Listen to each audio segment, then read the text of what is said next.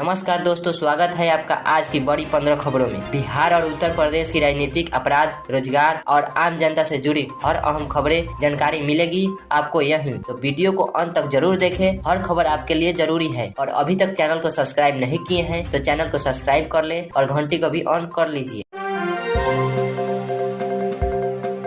AIMIM ने बिहार में 100 सीटों पर चुनाव लड़ने का फैसला किया। जी हां, असदुद्दीन ओवैसी की पार्टी AIMIM ने घोषणा की है कि वह बिहार विधानसभा चुनाव 2025 में 100 सीटों पर चुनाव लड़ेगी। यह कदम इसलिए महत्वपूर्ण है क्योंकि इसे तीसरे विकल्प के रूप में स्थापित करने की कोशिश माना जा रहा है। इस निर्णय के बाद राजनीतिक दलों की रणनीतियां में हलचल महसूस की जा रही है। BSCB STET 2025 का एडमिट कार्ड जारी होगा। जी हां, Bihar school examination board BSCB 11 अक्टूबर 2025 को STET 2025 का एडमिट कार्ड जारी करने का निर्णय लिया गया। परीक्षा में शामिल होने वाले अभ्यर्थी आधिकारिक वेबसाइट पर लॉगिन करके कार्ड डाउनलोड कर सकेंगे। परीक्षा तिथियों और अन्य विवरणों की सूचना वेबसाइट पर उपलब्ध है।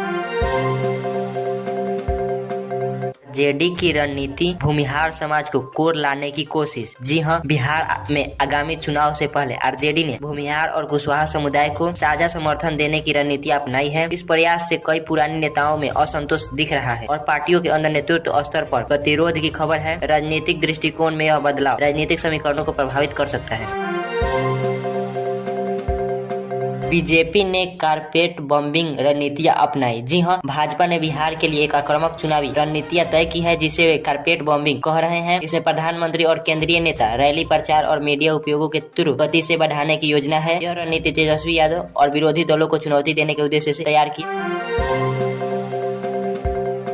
14 साल के वैभव को मिली राज्य टीम की उप कप्तानी। जी हां, बिहार क्रिकेट संघ ने 14 वर्ष के वैभव सूर्यवंशी को रणजी ट्रॉफी की शुरुआत 2 मैचों के लिए उप कप्तानी नियुक्त किया है। यह निर्णय राज्य में युवा प्रतिभाओं को आगे बढ़ाने की नीति को दर्शाता है।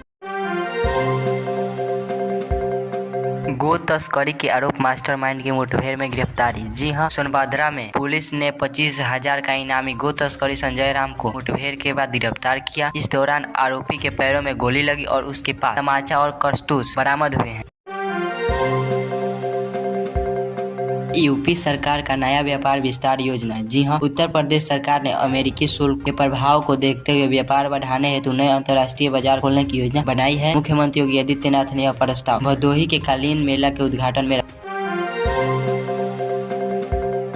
लखनऊ में एनकाउंटर में ढेर हुआ 1 लाख का इनामी कैब चालक हत्यारे गुरुसेवक। जी हां, लखनऊ में 1 लाख रुपए के इनामी गुरुसेवक नामक कैब चालक की हत्या के आरोपी को पुलिस ने मुठभेड़ में मार गिराया। इस घटना ने इलाके में सुरक्षा और कानून व्यवस्था पर सवाल खड़े किए। बिहार चुनाव से जुड़ी रणनीति यूपी में भी छाई। जी हां, यूपी मीडिया में यह खबर छाई कि बिहार विधानसभा चुनाव के लिए उम्मीदवारों की सूची कल पटना से जारी होगी और इस संबंध में यूपी के राजनीतिक दिग्गजों ने बिहार में हो रहे समीकरण पर टिप्पणी की है। यूपी भारत व्यापार नीति पर नई दिशा। जी हां, उत्तर प्रदेश सरकार ने बताया कि किसी देश ने शुल्क लगाया तो भारत अन्य 10 देशों से व्यापार मार्ग खोलेगा। इस नीति के जरिए राज्य के पारंपरिक उद्योगों को बढ़ावा देने की कोशिश की जाएगी।